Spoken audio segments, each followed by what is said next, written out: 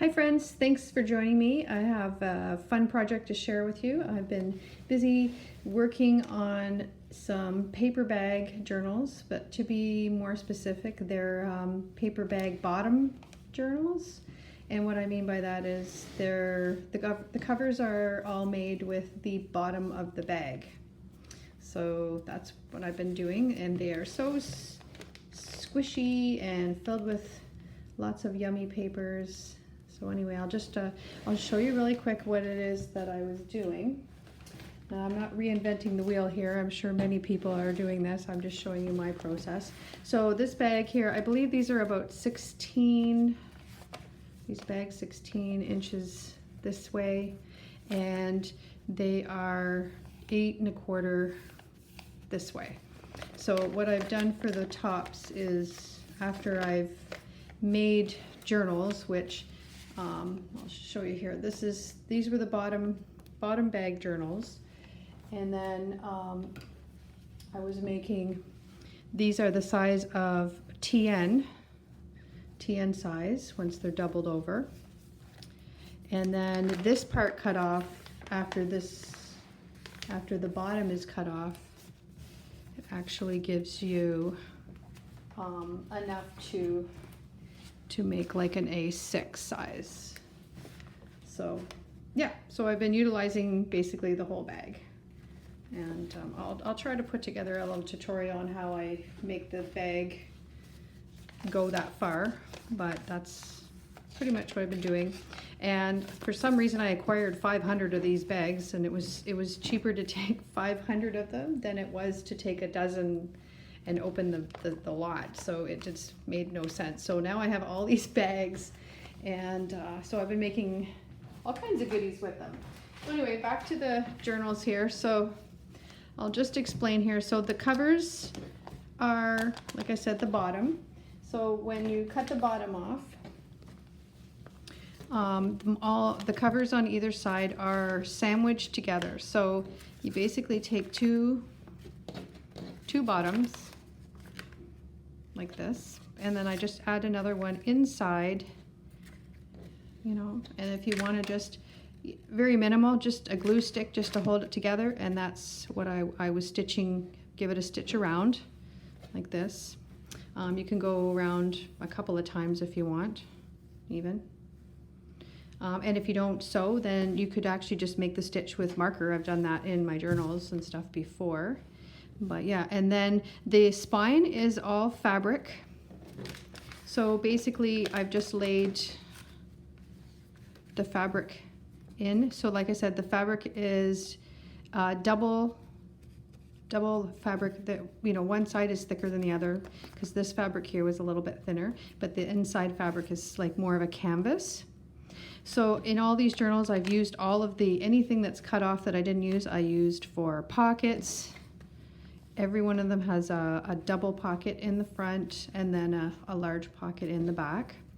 And the spines are all soft and squishy. So these are really intended to, just be sort of fun and filled with lots of papers. If you want to fold it like this, it's nice and squishy to do that, and easy to do this. So either way, they all lay flat, just like that. I'll do a quick flip through of them just so you can get an idea. Now I'll link below the names of the shops I use as I remember. I can't pronounce her shop, but I'm gonna link that below because it's one of my favorite shops. Here's one of Debbie Ann's hanky digitals that she has in her shop, Ephemeras Garden, Ephemeras Vintage Garden. I've added pockets, coffee dyed paper. This is a parchment pocket here. I've done lots of little stitching. Here's some Nick the Booksmith. Just added lots of like details with stitching. So there's no ephemera with these. These are really just intended to, you just do your own. So there is lots of vintage pages in here. This is vintage ledger. I've added lots of vintage book pages. This is vintage paper. Here's some more of Debbie Ann's digitals. And all the pages have a different texture. And I tried to pull everything together so they kind of complemented each other for different spreads that you might do. Here's one of my favorites, Roxy's Creations by Sarah. So these are Sarah's. I have a lot of Sarah's printables. I have a lot of Rachel's printables, but I don't think I've used any Rachel's. I think these are mostly Debbie Ann and Sarah. Here's another one. And this is all old, very old ledger that I had, and I've made into pockets as well. And there's some more old ledger, vintage map, vellum pockets. There's some really old paper here. It's really nice to write on. I love the dramaticness of the stitching. I've used black stitching with all of this. That's the other side of the pocket. Now this one and these ones, there's two here that most of them all have like the same papers, other than the book pages will be different. You'll see in the listing in my shop how many pages are in each.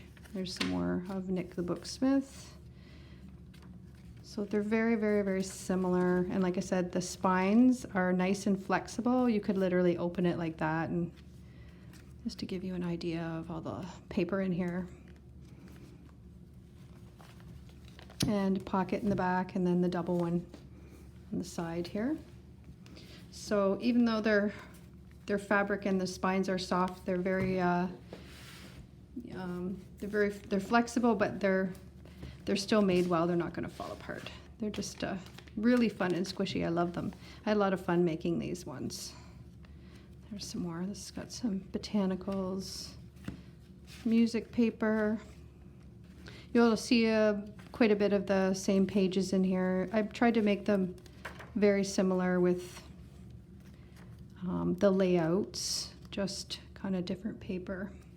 Oh, there's an envelope in this one.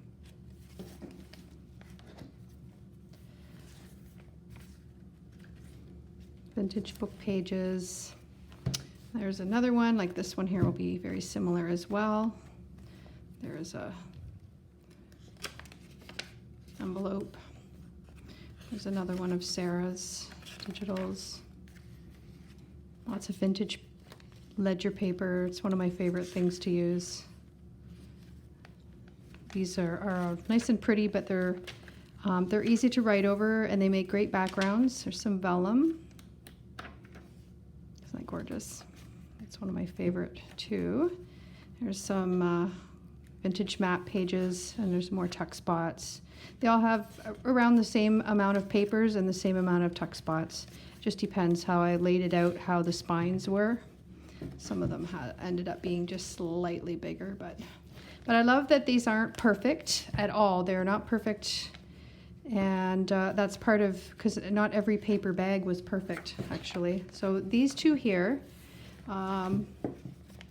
this one here ended up being quite a bit bigger, and these ones all have neutral paper, so there's no florals in these ones. These ones have just more like maps, ledger, coffee, book page. There's no digitals of any florals and stuff in here. There's some vellum. Still the same ledger and a lot of the same book pages. I've still added like a lot of the same stitching, craft paper, book pages. And here's another tuck spot here. I had a lot of fun making these. These were so fun. This was just therapeutic for me, just to get the sewing machine out, just to make a little bit of, you know, add some character and charm to them. And then that one, the same pockets. And then this one here is just slightly bigger. It has a whole extra signature in it. And like I said, they're very squishy, easy to maneuver around if you want to put them in any direction. And they all have the same papers. There's some book pages. This is another pocket there.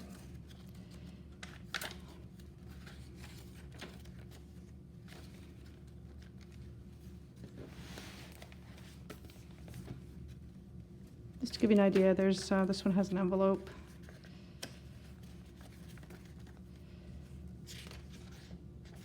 Love vintage map pages. They're so fun to use as backgrounds.